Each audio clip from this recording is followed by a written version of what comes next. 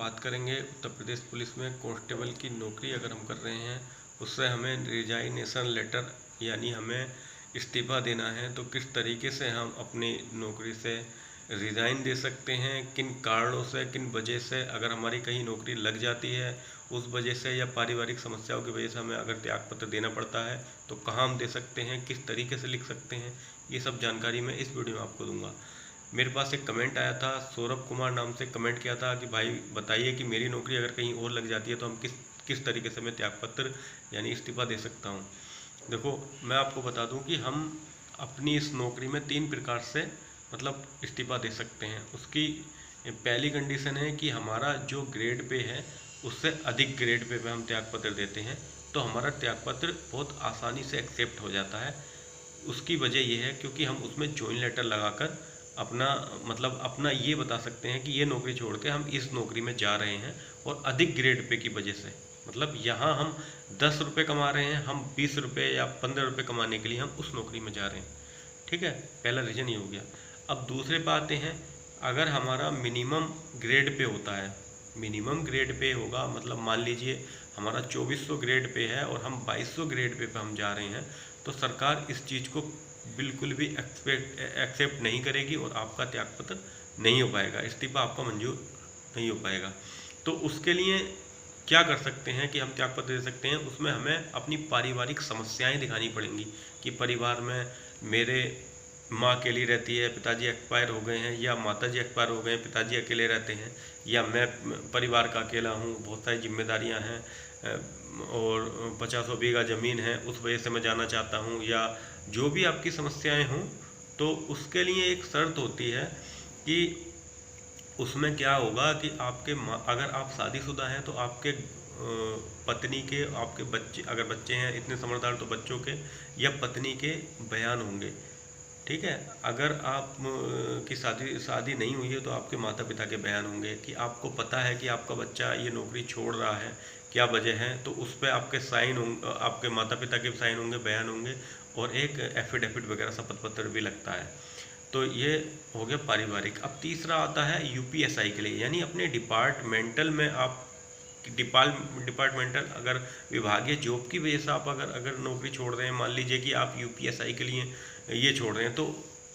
हम कह सकते हैं कि उनका ग्रेड पे अधिक है, उनका ग्रेड पे अधिक है और अपने ही विभाग का है, तो उसमें बहुत आसानी से हमारी नौकरी जो है एकदम से चेंज हो जाती है, तो उसमें हमें सुविधाएं भी मिलती हैं। अब जो दो मैं पहले वाले जो स्टेप बता चुका हूँ, यानी अधिक ग्रेड पे वाला और मिनिमम ग्रेड पे और ओब्लिक व्यवहारिक मतलब पारिवारिक समस्याओं की वजह से, उनमें ये लाभ नहीं मिलता है। यूपीएसआई में क्या है कि आपको 2 या 3 साल की ऐसी सुविधाएं मिलती हैं कि किसी वजह से आप ये छोड़ के अपनी नौकरी छोड़ के चले गए हैं, कांस्टेबल की नौकरी छोड़ के एसआई के लिए चले गए और एसआई की भर्ती किसी कारणवश कैंसिल हो जाती है या कोई हाई कोर्ट चली जाती है, 10 साल तक वो भर्ती रुक जाती है, तो आपके लिए ऑप्शन होगा कि आप वापस आ करके आप कांस्टेबल की नौकरी ले सकते हैं। आपके लिए ये ऑप्शन आपके लिए मिलेगा यूपीएसआई के लिए। और एक चीज़ और, तीनों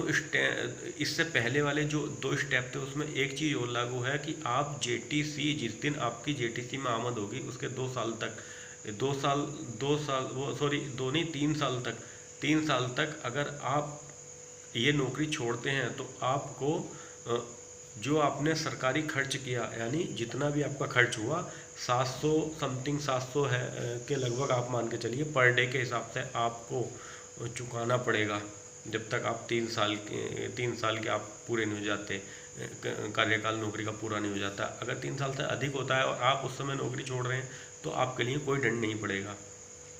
तो तीसरे वाले यूपीएसआई के लिए मैंने आपको बताया कि उत्तर जो है मतलब वहाँ हमें 2 सुविधाएं मिलती हैं। अब बात करें कि इसके स्टेप क्या होते हैं, किस तरीके से हम त्यागपत्र दे सकते हैं। देखिए, आपको जो एक त्यागपत्र लिखना है यानी रिजाइनेशन लेटर जो लिखना है, आपको सीधे सीधे और बहुत साफ साफ लफ्जों में लिखना है। जो भी आपका कारण है सीधे सीधे लिखिए, सेवा में श्रीमान पुलिस अधीक्षक महोदय, यानी कप्तान साहब के नाम, जो अपने ज़िले का प्रभारी हो उसके नाम लिखेंगे। उसके बाद उनके सामने पेश होंगे और प्रार्थना पत्र उन्हें देंगे, वो सबमिट होकर सीआर के बाबू या हेड क्लर्क जो होते हैं उनके पास चला जाएगा। वहाँ से फिर आपके जो सीओ, आपको जो थाने का जिस थाने में आप पोस्टिंग है, जहाँ भी आपके किसी सीओ को जांच सौंप दी जाएगी,